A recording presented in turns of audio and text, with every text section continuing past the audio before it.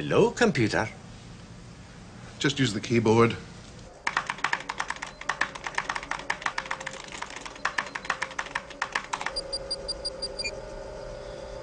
Transparent aluminum? You would be rich beyond the dreams of avarice. You realize, of course, if we give him the formula, we're altering the future. Scotland, now would be a good time. Freeze! And what you're doing here and what these things here are. I am Pavel Chekov, the commander in Starfleet, United Federation of Planets. We better call Washington. Don't move. If you don't lie on the floor, I will have to stun you. Incredible. Starling's computer designs were inspired by technology from the time ship. He introduced the very first isograded circuit in 1969, 2 years after Braxton's ship crash landed. And every few years, there's been an equally revolutionary advance in computers, all from Chronoworks Industries, all based on Starling's crude understanding of 29th century technology. The computer age of the late 20th century. Shouldn't have happened. But it did, and it's part of our history. All because of that time ship. What year is this? Same year as it was yesterday, 2024. Let's go. Do you know what happened to our comm badges? They were probably stolen while we were unconscious. They were working on a theory that sudden technological leaps across certain cultures, including those on Earth, weren't happenstance, but the result of time travel.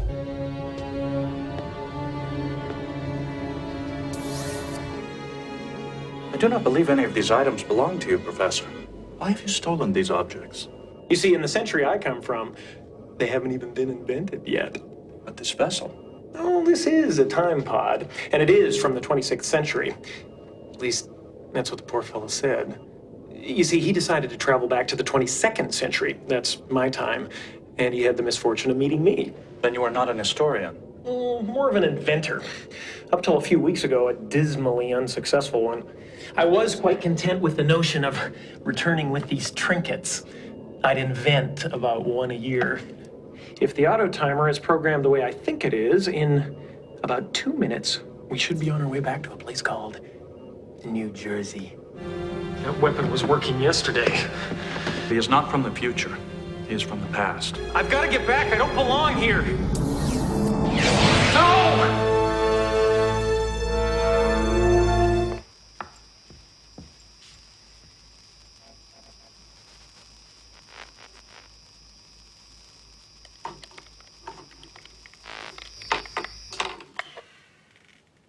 They're simply soldiers fighting a temporal Cold War. Temporal? They're taking orders from the distant future. Did he mention the temporal Cold War? I work for a different kind of organization. We make sure that people like Silic don't interfere with historical events. You're some kind of a time traveler? This is how we keep an eye on what's going on. You might call it a temporal observatory. I come from right about here, approximately 900 years from now. And the people giving Silic orders? They're from an earlier century, from about here. They can't manifest themselves physically in the past. They can only partially materialize to deliver information. In the years that followed, we eventually perfected the process. When time travel was first developed, it wasn't long before people realized that laws had to be made. All the species who had the technology agreed that it would only be used for research. But there are factions that ignore those procedures. The 22nd century is a front in this Cold War. What happens here could affect millennia to come. Assign new quarters to Daniel's roommate and seal off cabin E14. It's off limits till further notice. Aye, sir. God knows what else is in there.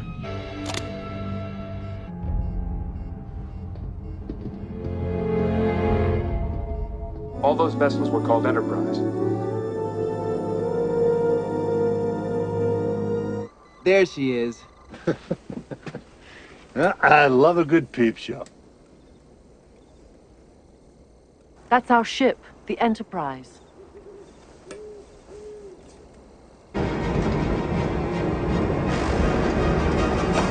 Sweet Jesus!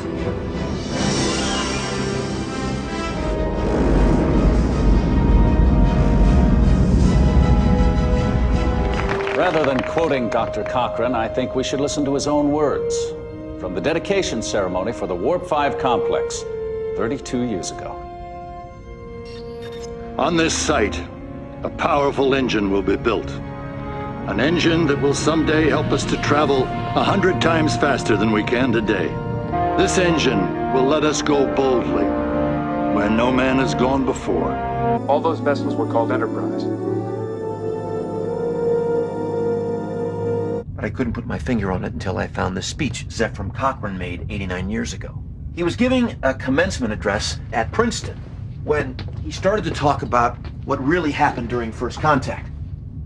He mentioned a group of cybernetic creatures from the future who tried to stop his first warp flight when he was living in Montana. He said they were defeated by a group of humans who were also from the future.